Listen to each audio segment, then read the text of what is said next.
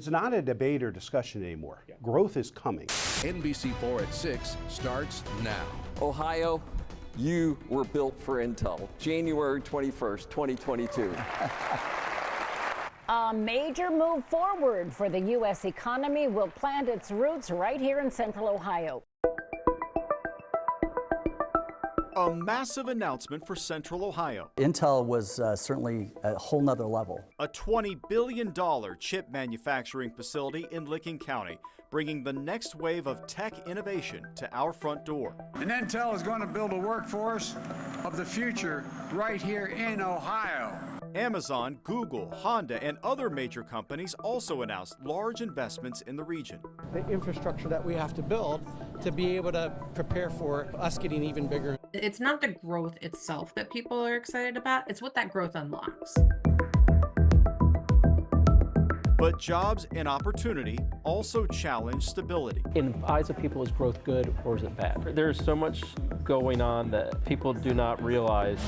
Stresses on utilities, schools, food supply, and most notably, housing. We are being priced out of our houses here, and we haven't done anything. That affordability crunch is one that we've seen firsthand. That momentum of job growth is taking off, but we do not have the places to house. Something needs to change. You know, the last person in wants to shut the gate. The average 20-something starter home isn't achievable here. More of our community is being pushed out into homelessness. So I think we got to change our attitude a little bit. There's a lot of challenges ahead of us, but I think this Central Ohio community is poised for growth and we can handle it.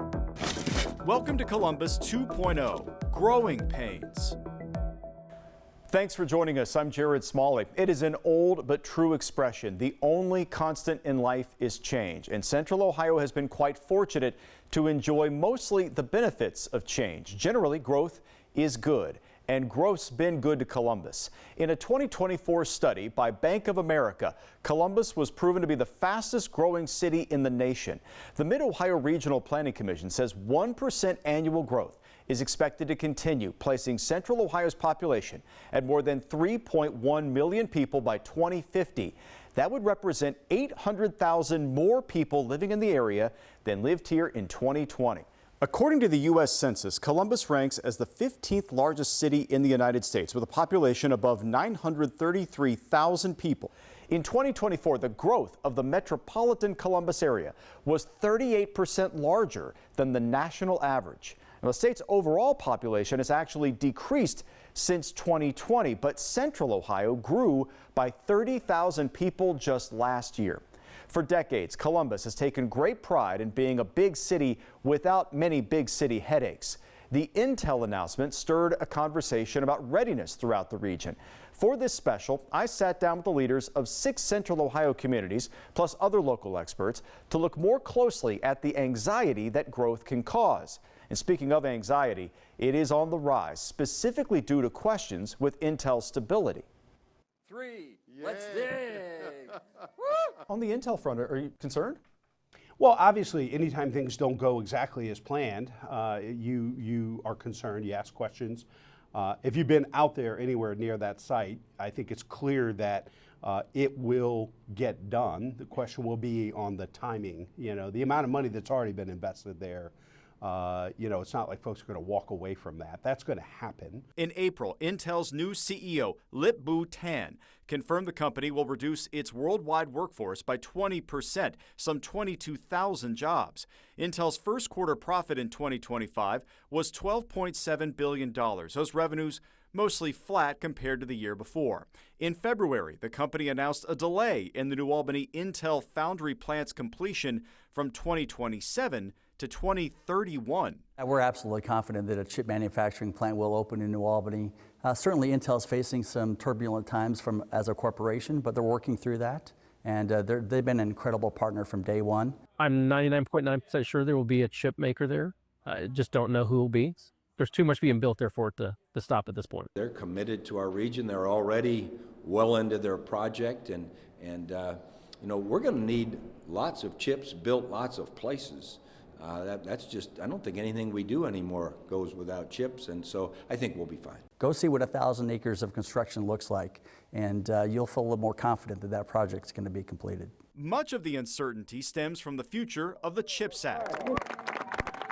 When President Biden signed the act into law in 2022, it was a bipartisan-supported bill investing more than $50 billion into American semiconductor development. But President Trump has publicly criticized the act and has set up a new agency to oversee how that money is invested. You should get rid of the CHIP Act, and whatever's left over, Mr. Speaker, you should use it to reduce debt. I think everybody agrees we need to insource chip manufacturing. Did they bite off more than they can chew? Perhaps. Did they account for more federal money than they're going to receive? Perhaps. That site will be successful, whether it's 8 fabs ultimately or just the 2 that they're building right now. It will happen. Is there a lack of confidence right now? 1,000,000% there's a lack of confidence because we're living it every single day. We never are away from it. The uncertainty is especially frustrating for the communities surrounding Intel, in particular for the community of Johnstown. Intel is a mile from here. It's basically in our backyard. And so for our residents here in Johnstown, they've been used to one way of life. And so that is changing it. So they're uncertain about what this growth is going to bring. While Johnstown sits 1 mile from the Intel site, the tax money expected to flow from the factories will take a divided path. They're in the Johnstown Monroe School District. So they will be paying taxes to the school district that resides here in Johnstown.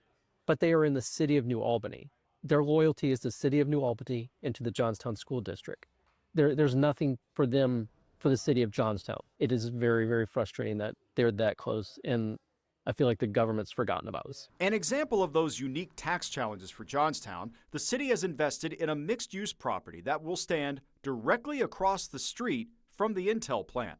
Here's Green Chapel Road. Okay. Okay. So you have businesses, apartments, roughly how many apartments? About 1,000. 1,000 apartments across the street from the plant. So these people pay you, these people don't. Right.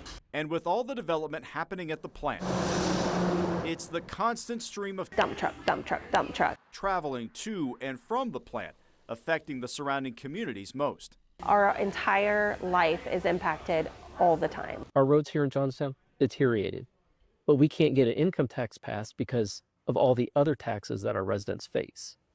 And nowhere has the state stepped in and said, hey, we put this bombshell here, but Intel, it could be a very good thing.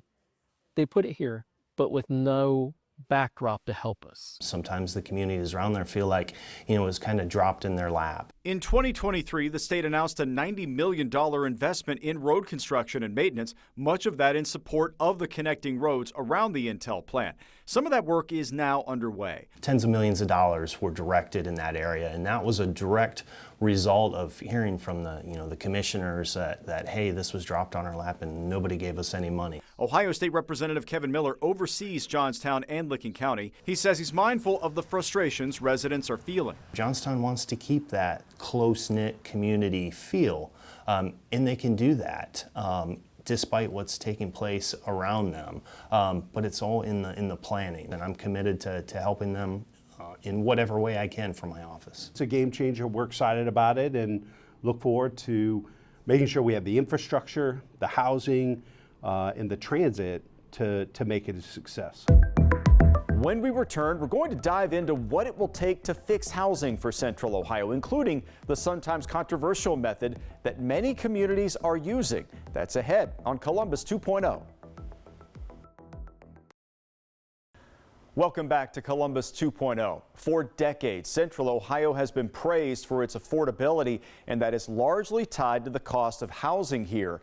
But not only are costs rising, housing stock is shrinking. According to data from Zillow, the average home price in Columbus 5 years ago was $160,000. Today, it's more than $246,000. That's a 54% increase. But that pricing problem is even more pronounced in the surrounding communities. Last year, many local cities partnered to form the Regional Housing Coalition, which is targeting 200,000 new housing units to be built within the next decade.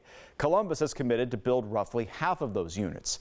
We set out across the region to learn how different cities are aiming to solve a common problem.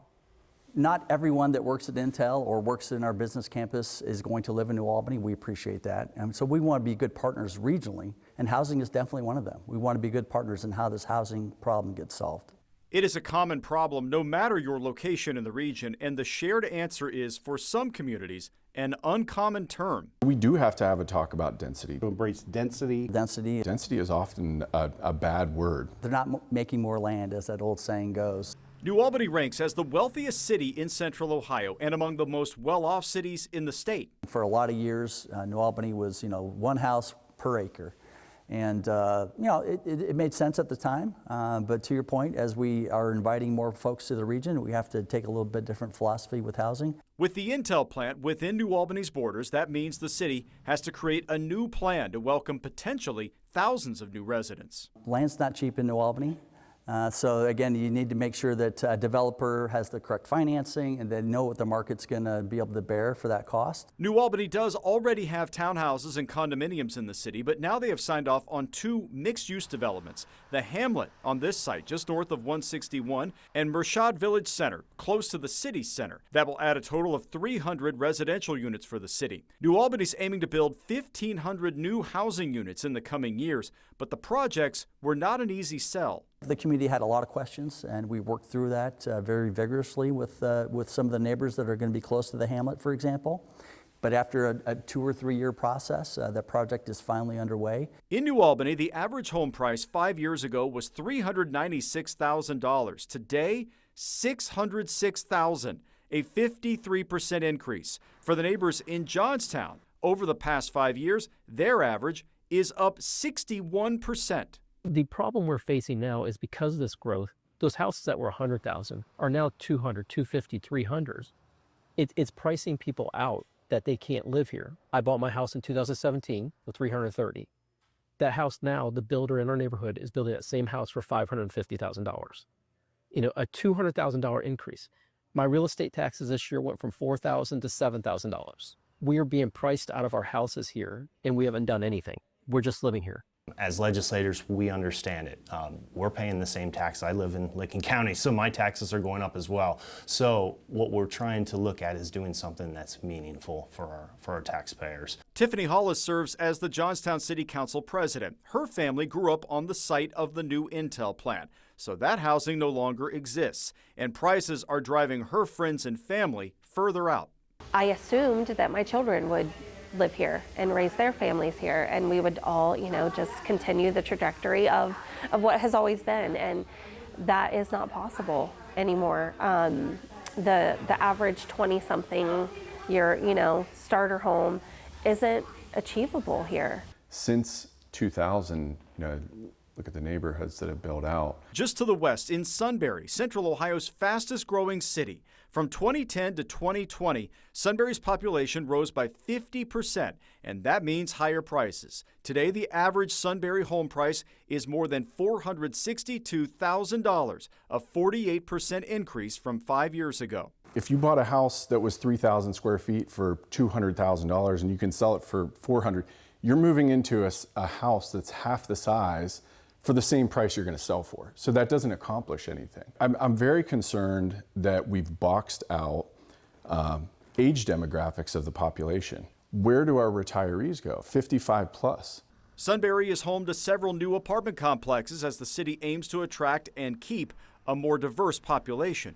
We want to be a multi-generational city.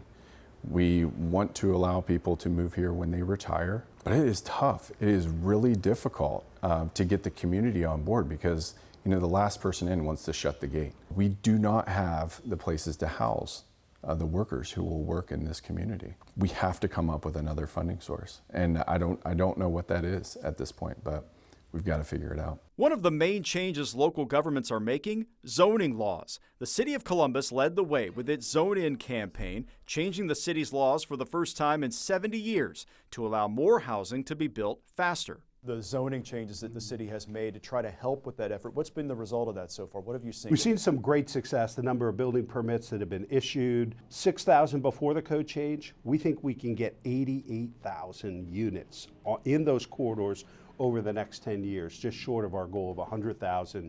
Updating the code will help us grow in a dynamic but an inclusive way. It's appointed members of zoning boards that are making these decisions, and oftentimes they're the ones who are being yelled at or screamed at, like, you're trying to change our community. Well, We have to realize what's going on around us. The region is short in housing, right? What do we do to pivot to address that challenge? At some point, it does become a sort of limiter to our growth. We can keep attracting all these incredible companies, but they need employees. And those employees go home every night to a place called a house. And we need to make sure that they have plenty of options in Central Ohio. And no one single community is going to solve this problem. It's going to take all of us together to make this effort real. When we return, if you think the housing issues only affect a certain part of Central Ohio, think again. Growth is everywhere, and we're going to show you the unique solutions coming from some of the other parts of the region. That's next on Columbus 2.0. Welcome back. Much of the conversation about growth in Central Ohio focuses on the north and northeast corridors to Columbus. For example, Licking County, that's the home of the Intel plant. Delaware County remains the fastest growing county in Ohio. But across the region, they're also growing at a rapid rate for different reasons. When you talk to people about why they make decisions about where they live, it's often the school district. And then it is about the amenities that they see in the neighborhoods that they're looking at. Downtown Hilliard has really been the center of that for Hilliard. Having a place where people can come together and gather is really important. 37,000 people now call Hilliard home. That's an increase of nearly 10,000 people from just 15 years ago. Well, we're an outer ring suburb. So there's land for that development to occur. And a few miles away, in the southwest corner of the Outer Belt, we've been known for years, Grove City. Oh, you mean that place that's way out there? And I don't know how that perception originated, but quite frankly, we're one of the least expensive suburbs in Franklin County. In the past 25 years, Grove City has gained nearly 18,000 residents. We don't manage a city as a city, we manage it as a neighborhood. Both neighborhoods are bigger and pricier. Hilliard's average home value is up 54% from 5 years ago, and in Grove City, the average house now tops $320,000. Hilliard is solving for a housing shortage, noting the addition of a massive apartment development across the street from Advanced Drainage Systems, one of the biggest companies headquartered in Central Ohio. That's a site that I think 10 or 20 years ago would have been developed as a single-purpose office building. And it's going to be a mixed-use site that includes multifamily housing, office, commercial spaces. There are a couple of parking garages that are constructed as part of that project. What we're trying to do is introduce flexibility in our zoning code to allow some secondary uses, including residential uses, if certain thresholds for office space or permitted uses are achieved. Grove City leaders say its growth correlates with some of the most diverse housing options in the region. We have a lot of entry-level housing, the doubles that are being built, the townhouses that are being built. It gives you an incredible mixture of stock that's available to any type of way of life that somebody is experiencing. Their biggest example of housing reclamation, the old Beulah Park horse racing track. It's now this, a massive housing development with high-end homes, apartments, senior living, and construction keeps on going. That would be a textbook of how you do infill that was about to become blighted. And all of a sudden we have a developer who has a great idea of how you can mix housing in our downtown. Come on, downtown Grove City, yeah, within walking distance. Probably a once in a lifetime opportunity where all of the things fell together. And when we return, perhaps the biggest housing issue of all, affordable housing. We're going to show you why it's so hard to find and how some communities are trying to fix it. That's next. While local homebuyers are struggling with prices, national studies show that Ohio still ranks among the most affordable states to live in the nation. A new study by Wallet Hub shows Ohio households spend the 5th lowest percentage of their monthly income on housing, an average of 20%. The national high is 53%. That is in Hawaii. The U.S. Department of Housing and Urban Development defines affordable housing as paying 30% or less of your gross annual income on rent or a mortgage. That includes utilities. For most people, that is a real challenge, especially here in Central Ohio with rising rents and lower inventory. Cities typically resist affordable housing developments for a medley of reasons, but many people are saying the time to build affordably is right now. It's absolutely critical we get more units at every price point, by the way. I need more market rate, more affordable, more permanent supportive housing, because that's why rents and home prices are rising faster than folks' incomes right now. That's the value of Central Ohio. We've always led with our quality of life and our affordable cost of living. We just are in such a supply crunch, and our housing tools have been so constrained that we're off that standard now. Carly Boo serves as the executive director of the Affordable Housing Alliance of Central Ohio. It is a nonprofit that uses data to solve for housing gaps in the region. 80% of people were overwhelmingly in support of a huge variety of policy tools that we know can lower housing prices. When you add in the don't cares, it jumps up into the 90%. You name another policy issue facing this country where you've got 90-some% of people who are all in favor of moving forward, and I'll buy you coffee. That doesn't happen. We don't see this kind of agreement in any other issue.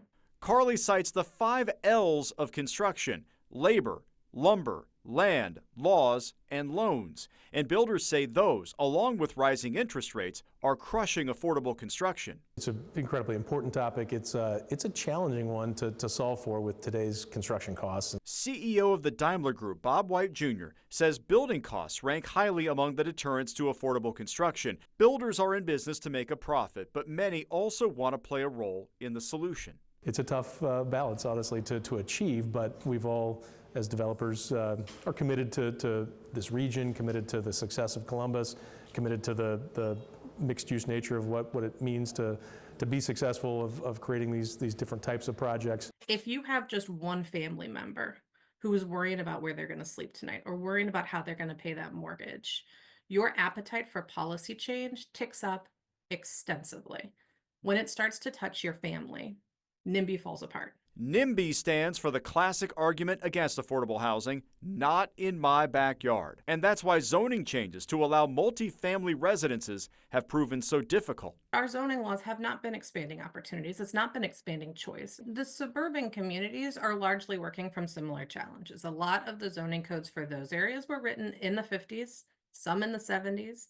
They all need to be updated. Here in New Albany, again, I think part of the problem is the price of land is so expensive that it's difficult for these providers to come in and sort of make the math pencil out. If housing remains unaffordable, homelessness will rise. This spring, the Community Shelter Board's point-in-time survey found that homelessness in the region grew 7.4% compared with just last year. This is a structural issue. 40% of our community members that are in our homeless shelter have jobs. It's bad. We just don't have those $300, $400, even $600, $700 a month apartments anymore. They don't exist. Just the entry-level home. You're looking at a mortgage payment of $3,000 a month.